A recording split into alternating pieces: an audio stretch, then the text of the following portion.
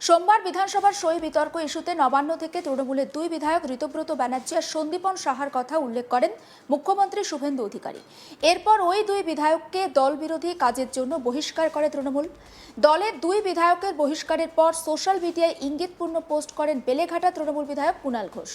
সেই পোস্টে তিনি লেখেন, আমার অবস্থান স্পষ্ট করে আবার একবার বলছি, তৃণমূল কংগ্রেস করি, নেতৃত্বের প্রতি আমার বহু অভিযোগ, রাগ, যন্ত্রণা ছিল এবং আছে। দলের কিছু কাজ, কিছু নেতার ঔদ্ধত্যপূর্ণ অপরিণত আচরণ, লোক চেনার ভুল, অভিজ্ঞ যোগ্য কর্মীদের গুরুত্বহীন করার আমি বিরোধী। আমি স্থাবক সুবিধাবাদীদের বিরুদ্ধে, ব্যক্তি স্বার্থান্বেষীদের পছন্দ করি না। আবার জীবন অপবাদে ধ্বংস করতে গেছিল এদের কেউ কেউ। জ্ঞান তো কোনো অপরাধ করিনি, তখন তো আজকের বিপ্লবীরা কেউ মুখ খোলেননি, তবুও আমি দলের সৈনিক থেকে গেছি। এবার বিধানসভা নির্বাচনে দলনেত্রী আমাকে মনোনয়ন দিয়েছেন। দলের প্রতীকেই আমি এবং আমরা বিধায়ক। ফল প্রকাশের এক মাসও হয়নি, তার আগেই দলে বিদ্রোহ, বিশ্বাসঘাতকতা, দলের বিরুদ্ধে এত অভিযোগ। তাহলে আমরা দাঁড়িয়েছিলাম কেন? আজ দিদি মুখ্যমন্ত্রী হলে তো অনেকে মন্ত্রী হওয়ার লবি করত, এখন হঠাৎ নানা কারণ দেখিয়ে দূরত্ব। এটা কাপুরুষতা। দলের কর্মপদ্ধতি নিয়ে দলের বৈঠকে খোলাখুলি বলবো, প্রয়োজনে প্রকাশ্যে বলবো, কিন্তু দলের পাশে থেকে তাতে কাজ না হলে তারপর দেখা যাবে। তার আগে ভালো সাজার এত চেষ্টা, অনেকের এর পিছনে কোনো কারণ নেই তো। যারা দলের কাছ থেকে বহু দায়িত্ব, পদ, ক্ষমতা এতদিন পেয়ে এসেছেন, তাদের মধ্যে কজন আজ সামনে আছেন? বাকিরা কোথায়? দলের ভালো সময়ে ক্ষমতা, ছবি, সেলফি, আর খারাপ সময় হাঁটু কাঁপছে। ভয়? আপনি বিরোধী বিধায়ক হতে ভয়? সরকার পক্ষে থাকলে সাহসী। দলের তরফে বিধায়ক হওয়ার পর দলের বৈঠক নিয়ে কোনো বক্তব্য থাকলে দলকে না জানিয়ে গোপনে প্রতিপক্ষের কাছে অভিযোগ, এত বড় বিশ্বাসঘাতকতা। কর্মীরা বিচার করবেন, দল আবার ঢেলে সাজাবেন নেত্রী। একটু অপেক্ষা করা গেল না? তৃণমূলকে ভালো মন্দের পথে রাখার ক্ষমতা বা এখতিয়ার কোনোটাই আমার নেই, কিন্তু সদ্য বিধায়ক হওয়ার পরে দল বিরোধী বা দিদির বাইরে কিছু করলে আমার বেলেঘাটার মানুষও তো আমাকে গদ্দার, বেঈমান ভাববেন। নিজের কাছেও তো আমি ছোট হয়ে যাব। তাই হতে পারে বিরোধী দল, হতে পারে এখন চাপের মুখে, হতে পারে সমালোচিত, তবুও মমতা ব্যানার্জির পাশেই থাকবো। হতে পারে এর জন্য অনেক ঝড়, হয়রানি, নিগ্রহ আসবে আমার ওপর, কিন্তু আমি এখন এই অবস্থানেই থাকবো। যিনি আমাকে দলের প্রতীক দিয়ে বিধায়ক হওয়ার দরজা খুলে দিয়েছেন, এখন দলের খারাপ সময়ে তার পাশে থেকে সরে যাব না। কর্মীরা মনে রাখুক, এই বলে যে আমাকে বিপদে ফেলে একসময় দল আমার পাশ থেকে সরে গেছিল, কিন্তু দলের বিপদে কুণাল ঘোষ দলের পাশ থেকে সরে যায়নি। জয় বাংলা। যে পোস্টটা করেছেন কুণাল ঘোষ, এতক্ষণ সেটাই আপনাদেরকে আমি পড়ে শোনাচ্ছিলাম।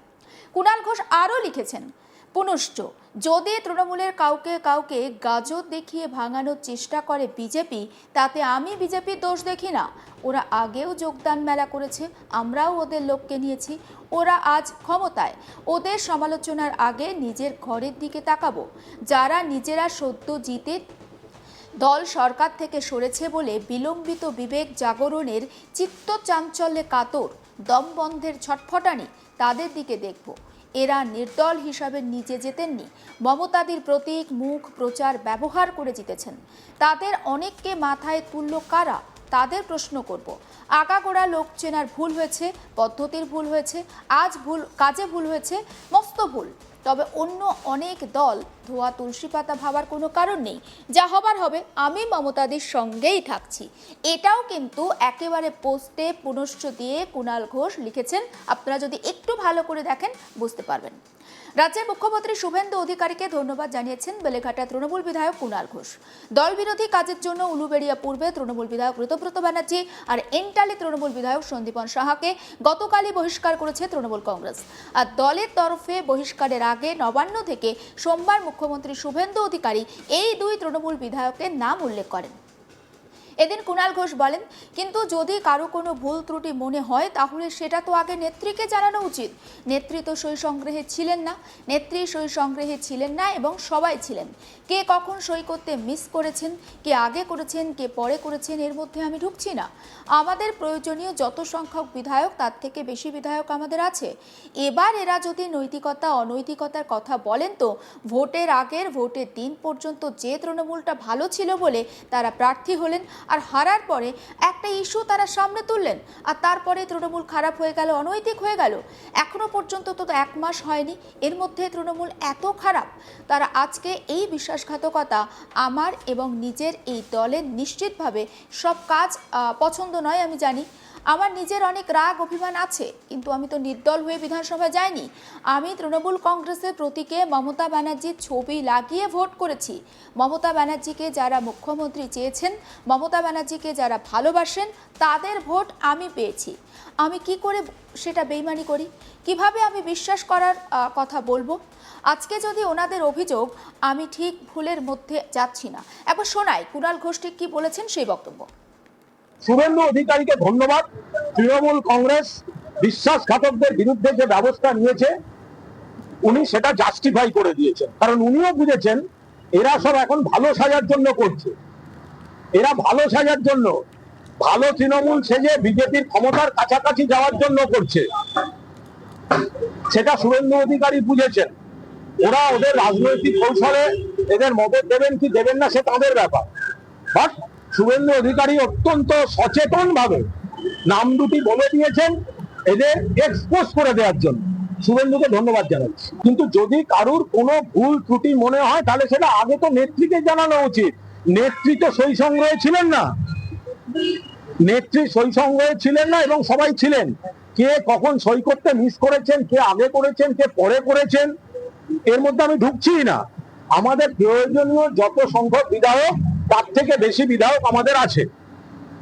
এবার এরা যদি নৈতিকতা অনৈতিকতার কথা বলেন, তো ভোটের আগে, ভোটের দিন পর্যন্ত যে তৃণমূলটা সব ভালো ছিল বলে তারা প্রার্থী হলেন, হারার পর একটা ইস্যু তারা মনে করছেন সেটা খারাপ হয়ে গেল, অনৈতিক হয়ে গেল।